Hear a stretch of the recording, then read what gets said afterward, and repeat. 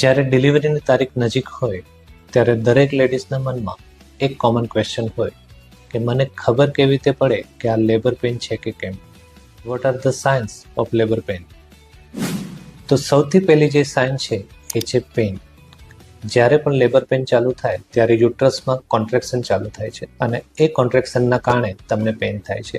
આ પેઇન કમરના ભાગથી લઈને આગળના ભાગ સુધી આવે છે અને આ પેઇન ઇન્ટરમિટન્ટ ટાઈપ હોય છે, એટલે થોડી વાર આવે થોડી વાર જતું રહે અને જેમ જેમ સમય પાસ થાય એમ એની ઇન્ટેન્સિટી વધતી જાય છે અને આ પેઇન થોડું તમે બેર ના કરી શકો એવું અનબેરેબલ ટાઈપનું પેઇન હોય છે. અને બીજી સાઇન છે પાણી પડવું, એટલે કે વોટર બ્રેક થવું.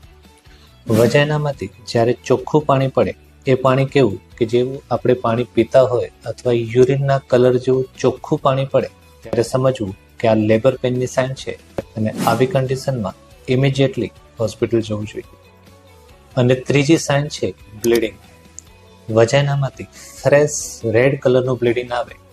એ બ્લીડિંગ કેવું કે આપણને કંઈ વાગે અને કેવું ફ્રેશ રેડ કલરનું બ્લીડિંગ થાય. એવું કોઈ બ્લીડિંગ થાય તો તરત જ હોસ્પિટલ જવું જોઈએ.